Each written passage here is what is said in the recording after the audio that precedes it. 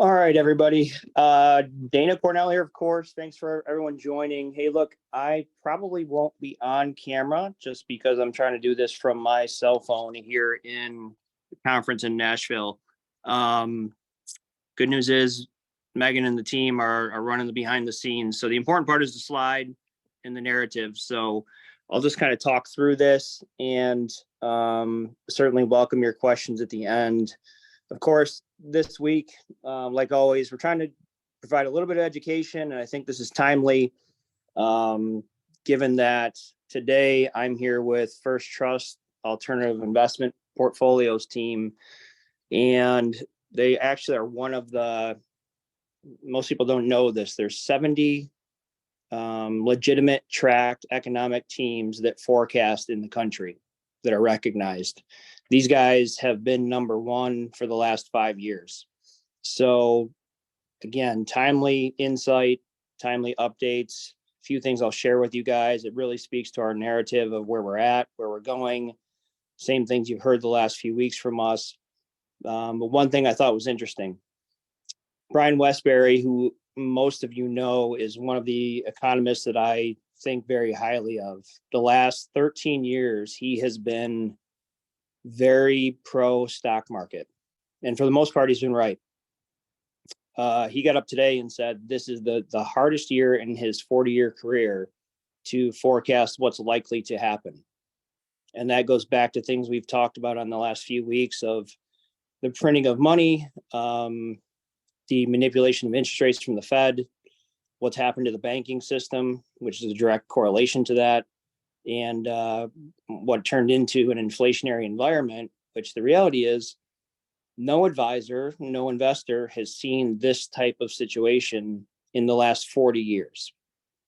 So any advisor, for the most part, that tells you they've been here before and they know what's coming, the reality is we don't. So the best thing we can do is manage risk appropriately, look for inflation adjusted returns, and the same things we talk about: consistency of return, predictability, understanding where that comes from. And that leads everyone to an overweighting of alternative assets in their portfolio. Quite simply, as rates continue to go up and they are expecting a recession towards the end of this year, and that doesn't mean things are going to go completely haywire. Maybe they do, maybe they don't. But the reality is we're going to have very low growth for quite a while.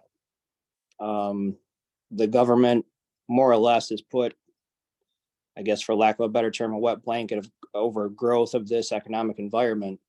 And that's what we need to outpace the inflation. So it's going to be a push-pull environment, to say the least, for the next 5, maybe even longer, maybe 10 years.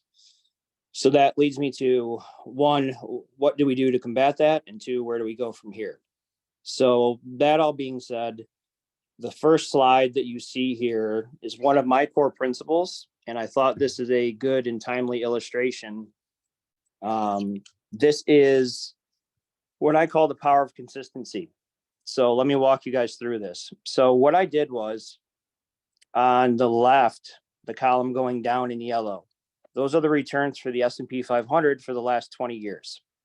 So you see at the bottom, the last 20 years, the S&P has averaged 9.11%. However, you look through that column, you see up 26 to start, 3, down 38, up 23, 0, so on and so forth.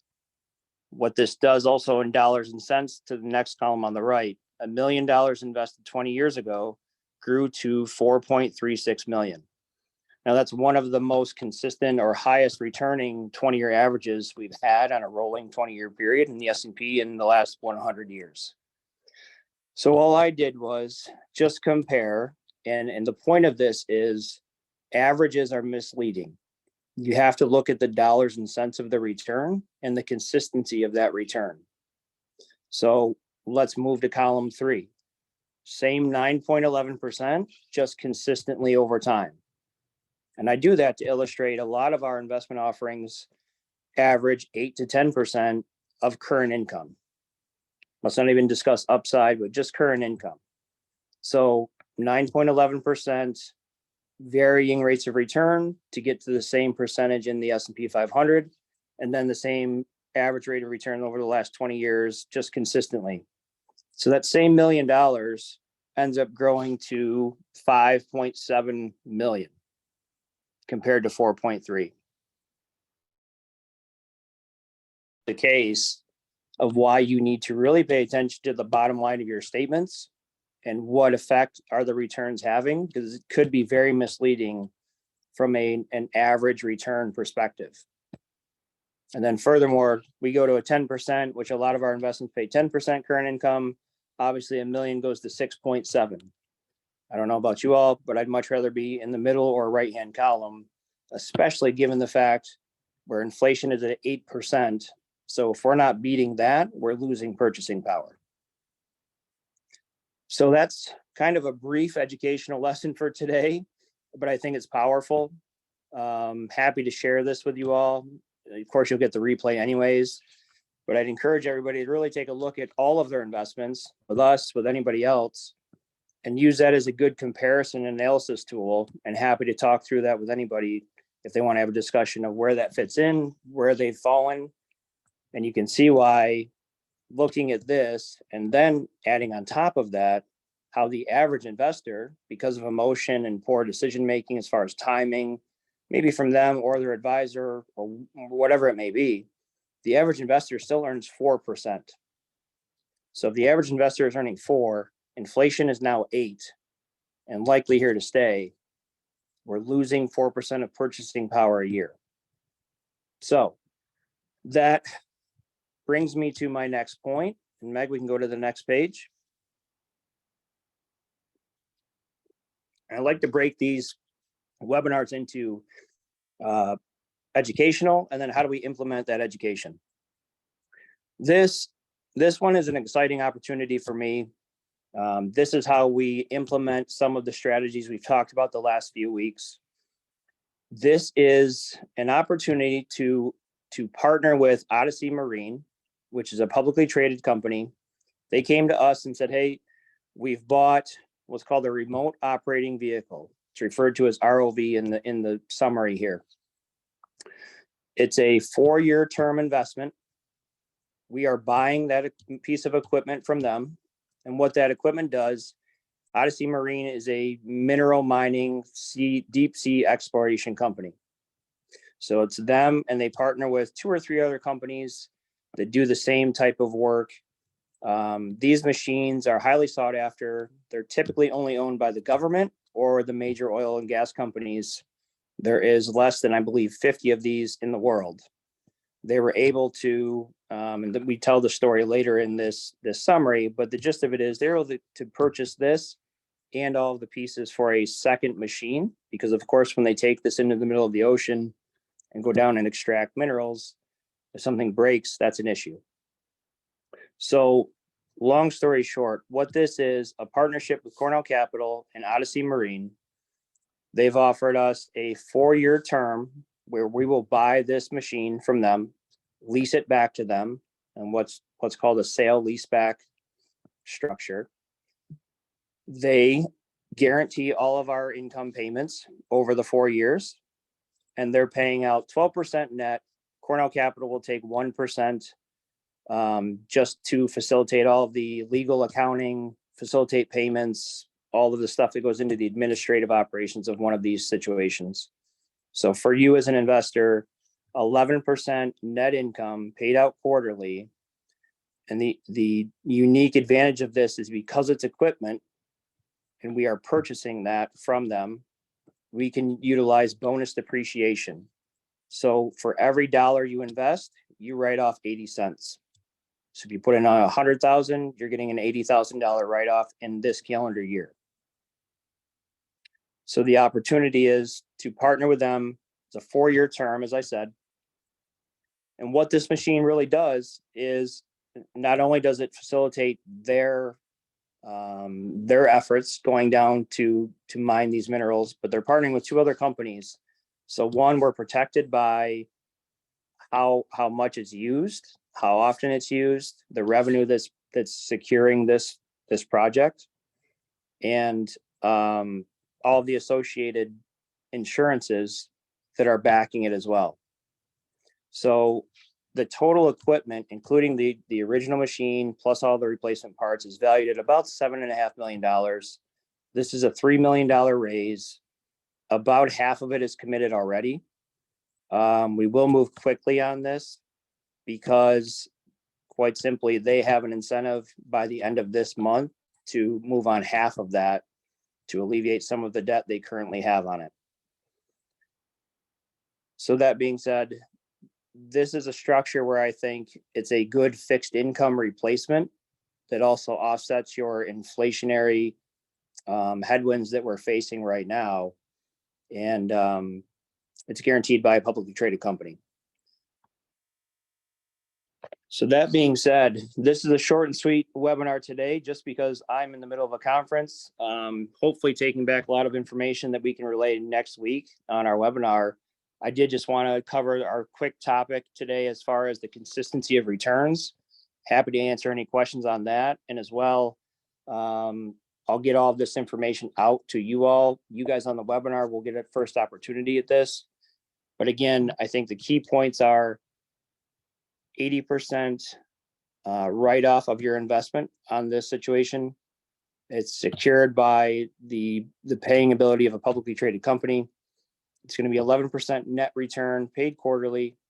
And the rest of this goes through the story of who Odyssey Marine is and the sources and uses of what they're going to utilize this machinery for. Certainly a unique situation for what we have, and fortunate to have this type of company and this type of situation come to us, and in turn we can offer that to you. I'll just end with the source and use of the raise. They asked us for $3 million on a 4-year loan, as I mentioned. The actual purchase price is $2.5 million, and then they of course have cost to transport the machinery. You see here kind of a breakdown, which we'll send you all as well. So in summary, I would look at this as a fixed income replacement and something that likely will take all of the volatility out of those returns over the next 4 years for anybody interested in investing, and especially if you have a tax situation as well. So that being said, I will cut this short, get back to my meetings. I appreciate everybody jumping on. And if we have any questions, we'll field those. We do have a few questions, Dana. Great. So the first one is, what specific minerals do they target for mining? Yeah, so they're sourcing various minerals. The reality is this company has a unique advantage, and they have a partnership with Transocean, which is a very large publicly traded company for those that aren't familiar. They have found the biggest deposit of, I believe, 2 different minerals. I'm not sure, quite honestly, legally, if I'm allowed to disclose what that is, but it is the largest deposit they've ever found in the world. So they have exclusive rights to that. That's what primarily Odyssey Marine will be using this machinery for. And again, as I mentioned, they'll also lease this out to 2 other companies that do similar work as well. Okay, next question. How much for each share of this opportunity? Is there a limit to how many shares each investor can purchase? Great question. So we're doing our typical $100,000 share. Again, we have just about half of it raised, so that's the only limit on that. But you can do anything up to our capacity for the total raise. And if we are ready to invest in this, who should we reach out to? Just shoot me an email or call the office. Either way, most of you know how to get a hold of us, and anyone can schedule a call. What I'll do is I'll walk through you all with all the details again, answer any questions. Legal docs should be done for this, I believe, end of this week or early next. So we're just buttoning those up. This is a quick timeline, but there's also a lot of demand. So we'll move pretty fast on this. So yeah, anybody that's interested, please reach out. Let's make sure it's a good fit for you. Go through all the details, all the legal docs.